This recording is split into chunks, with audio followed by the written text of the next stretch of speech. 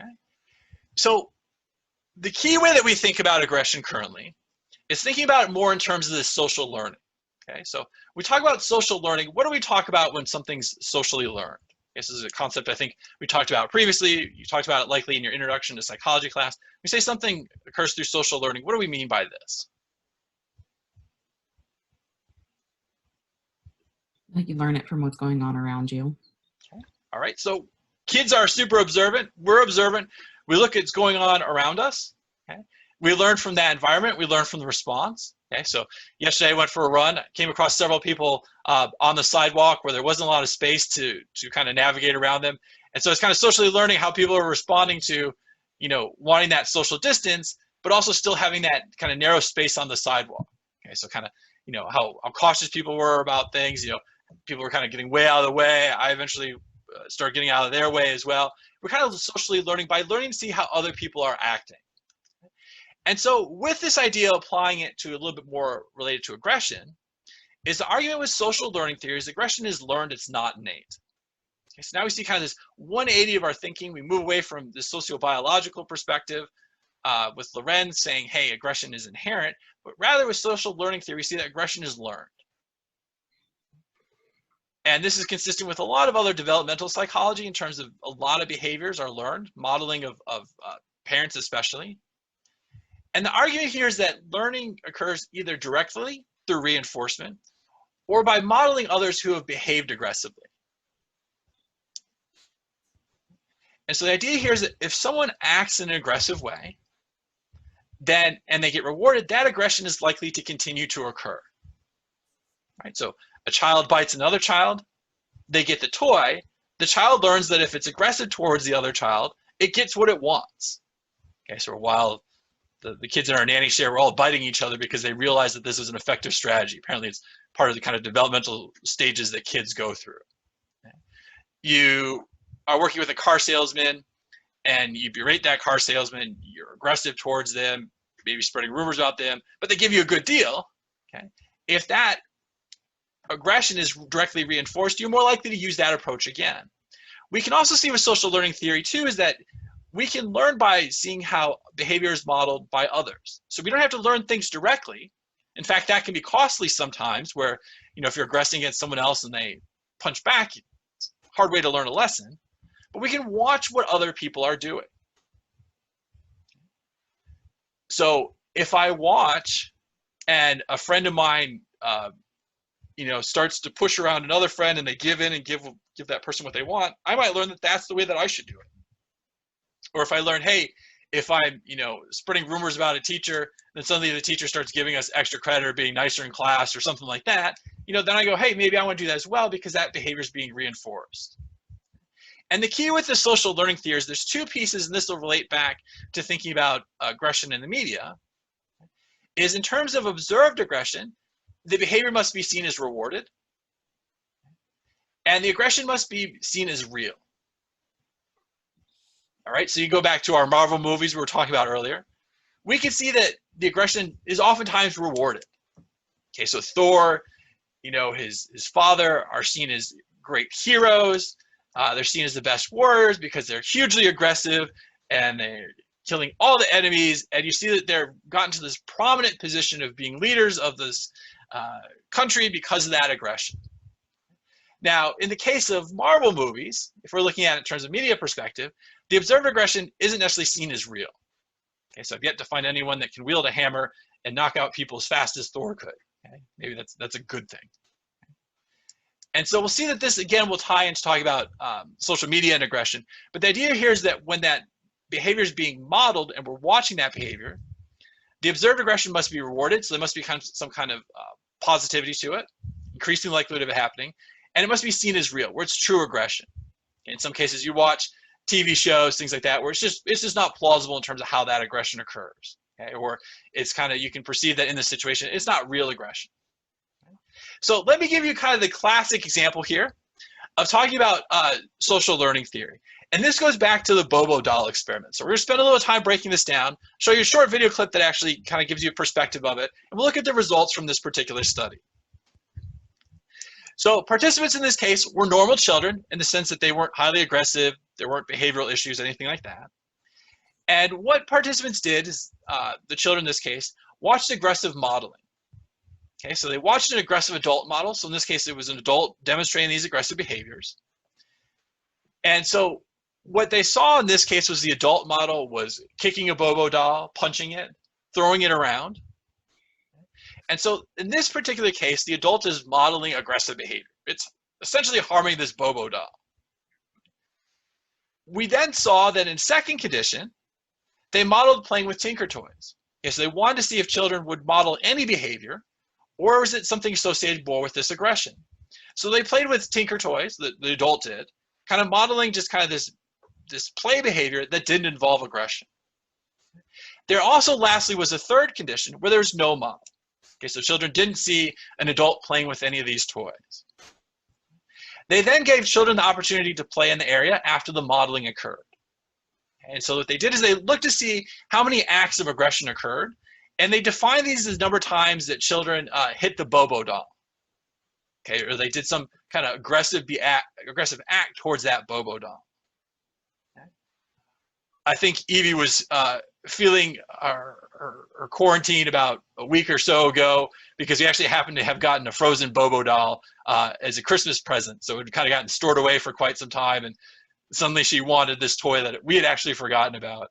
And so we had it out for a while, and it was actually quite interesting because at the beginning, we were all going around punching this thing, but then after a while, Evie started like pretending it was her friend and like moving it around with her, and like she'd sit down to start doing her schoolwork, and she had to have her frozen Bobo doll next to her. So it's just nice to know that whatever modeling she learned was not related to aggression, but maybe kind of more having friends and associations, relationships, things like that.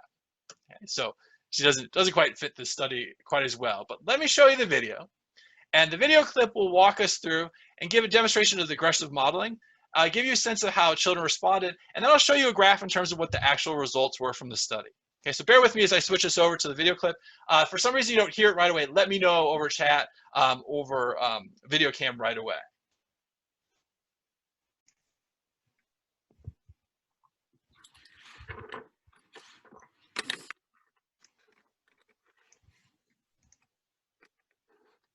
Where we need to be.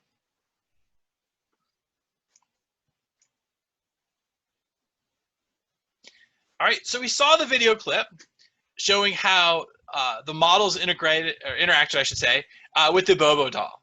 And here's what the researchers found. Okay, so we can look at our graph here, and we can look at the aggressive model, the no model, and the non-aggressive model. And we can see what type of behaviors were imitated. So imitated physical ones, so hitting the doll, imitated verbal aggression, and non-imitative. So non-imitative in this case means they generated something new, a new behavior. And what we can see across all different forms, both imitative physical, imitative verbal, and non-imitative, is that when the aggression model was seen by the child first, they became more aggressive. Okay, they imitated more physical aggression, they imitated more verbal aggression, so saying things abusive to the doll. But what's interesting too is that they also generated their new forms of aggression. Okay, so if you saw it, you might have seen in one case, the girl picked up a doll and used the doll to hit the Bobo doll. Okay, so in this case, we had doll on doll violence. Okay, that's like my best joke for like their whole semester. And clearly it's no more funnier online than it is in person. Okay, anyways, okay. So the idea here being is that aggressive model, the adult being aggressive, is what's prompting then that aggressive behavior, even in terms of kind of new behaviors. So we can see this kind of initial evidence for that social learning. You saw how in the video clip, this started to extend into media, which we'll talk about here in a minute. Okay? So we see that this is kind of one argument for the social learning occurring. Now, this starts to extend a little bit in terms of, well, when does this socially learned aggression start to come out? And this is where we get into Berkowitz's research. Okay? He makes the argument that we're not born with aggressive tendencies, but we learn them from our surroundings. Okay, so this comes back from Bandura's studies, still the same kind of thinking here that aggression is really learned from our surroundings, learned from our parents, the situations that we're at. And what he argues that there's these two factors that are associated with aggression occurring. So he says if aggression is going to occur, it's not simply just the social learning, but there has to be some kind of other component to let you know when the aggression should be cued. And so he argues that there's two factors. One is arousal.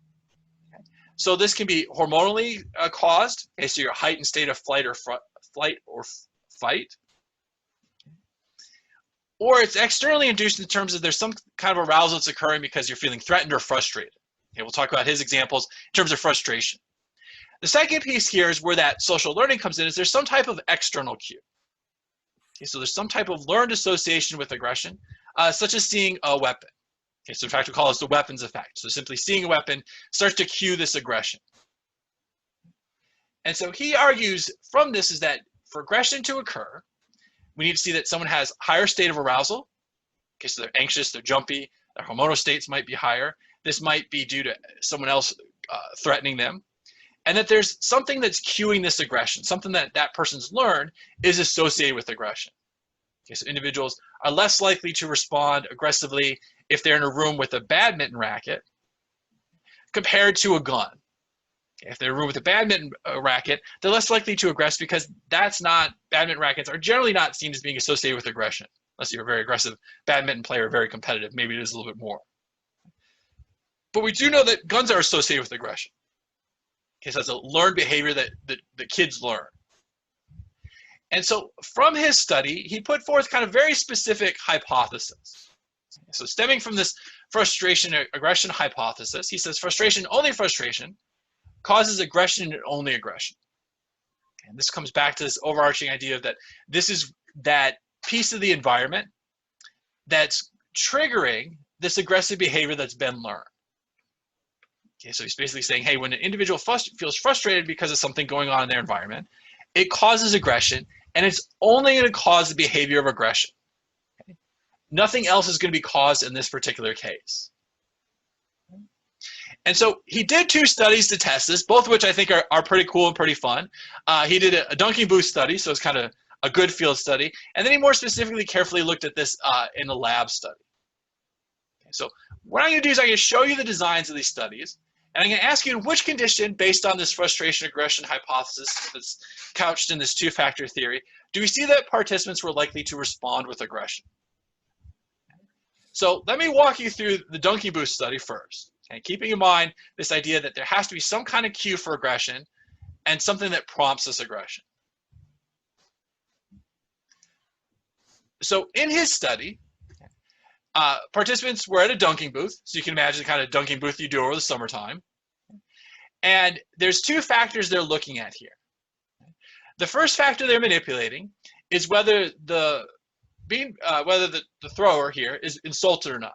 Okay, so whether the person, on the stand in the dunking booth is insulting that person, okay, or if they're not providing insults. You can imagine insults being like you throw badly, you really suck, things like that. You come with much more colorful language than that, but the point being.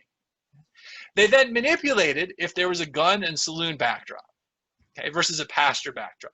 The idea here that pasture backdrop doesn't have any association with aggression. Okay, in fact, it might be seen as something that's related to be more peaceful and calm, versus a guns and a saloon background has that aggression piece to it. In this case, they define the amount of aggression as the number of beanbags thrown. I mean, the number of beanbags person threw trying to knock down that person, trying to be aggressive and continue to knock down that person, get them, to dunk them. Okay. So in thinking about each of these 4 separate conditions, in which condition do you think participants showed the most aggression and most number of beanbags thrown? Okay, so think about our 2-factor theory. Which one do you think there was the greatest amount of aggression? Probably the guns and saloon background with like the insult. Okay, so absolutely. So that's our correct answer. Why did you suggest that is in fact the one where we see the highest number of beanbags thrown? Just because like a pasture is kind of like more calming versus like guns and like the saloon background. You like automatically like think of like when I saw that, I first thought of like a Western like brawl like in a bar type of. Okay. So that's kind of like where I went with it. Okay, so you're talking about kind of 2 pieces there. One is that the guns and saloon background has that association with aggression, right? You see that scenario, you don't think about socializing or drinking. You think about, it's just a matter till a bar fight comes out, right? And so that's one piece that you have that learned association, the social learning going on. But then this is also where something in the environment is prompting an action on what you've learned. And that's where that insult's happening. When the insult occurs, then that trigger of seeing the gun in the saloon backdrop caused that greater amount of aggression. Okay, here's another study as well. So again, an insult or no insult with the presence of a gun, no gun, or a badminton racket. Okay, which condition do you think we're most likely to see aggression occur by the intensity amount of shocks? Or by the intensity of shocks, I should say. So remember that was one of our measures we talked about as aggression in the class in the lab. So in which case do you think we're seeing the greatest amount of aggression?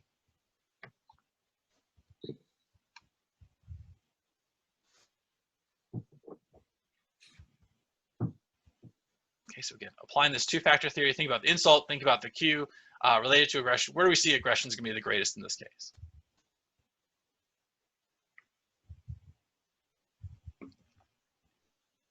When there's presence of a gun.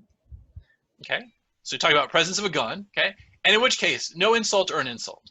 Oh, insult, sorry. Okay, that's all right. So we've got it here. Again, that combination of something that's associated with violence, guns, and the insult that prompts that aggression is, again, what he requires. Now, let's think about his component, though, of this frustration-aggression hypothesis. Okay? So what could be problems with this hypothesis that frustration and frustration only causes aggression and aggression only? Okay, so think about that just logically. What are some potentially problematic aspects of that hypothesis? Again, we don't normally see hypotheses that strong in social psychology.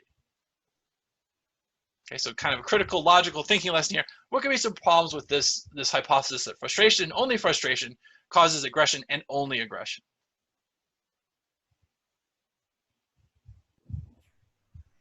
Well, I feel like that's like pretty broad to like say that that is the case for like every single person who's frustrated will show aggression. Like, okay, because I feel like some people who are frustrated, like they might shut down or they might cry or something like that.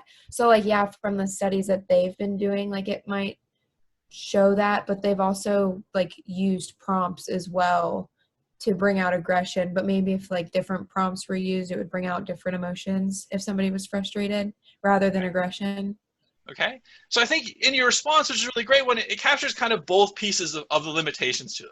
Okay, so first off, it's overly strong and generally not supportive. Okay, so you kind of tapped into that right away, so it's a great start. And part of what you're saying is that many things can instigate aggression. Okay, so you kind of hinted at that towards the end. You know, we may have aggression that occurs because of the heat. You get insulted, there's modeling or conformity. You might aggress towards others because others are being aggressive, you want to go along with it, or you believe that that's correct behavior. So there's many things that can instigate aggression other than just frustration alone. Okay, so I might not be frustrated, but maybe I'm overly aroused. Maybe, you know, I've been aggressing against someone else. Now I have the opportunity to aggress towards a new person. Those things can also prompt aggression. And what you hinted on at the very beginning, too, is that frustration causes other feelings and behaviors as well. So it's not necessarily that you get frustrated and you instantly become aggressive, but rather you can experience that helplessness, which you described as kind of shutting down. You might say people become frustrated and they kind of persevere. Okay, so I know I've had times where I get frustrated, especially working on something, and I just stay with it till I eventually get it. Okay, and you know, sometimes that works well, sometimes it doesn't. We also see too that aggression becomes just out of reactance. Someone limits your resources, limits your opportunities, and so you start to become aggressive because of that. So we see that so far that social learning piece is one that we still continue to think about, and we'll talk about that here more. But we see this idea, though, that frustration is the only cause of aggression is really limited in terms of what we know. And that's not the case of how social psychologists think about aggression occurring, because so many different variables can cause aggression. So let me pause at this point for our initial conversation about social learning before we start kind of tying social learning into the media, talking about media and aggression.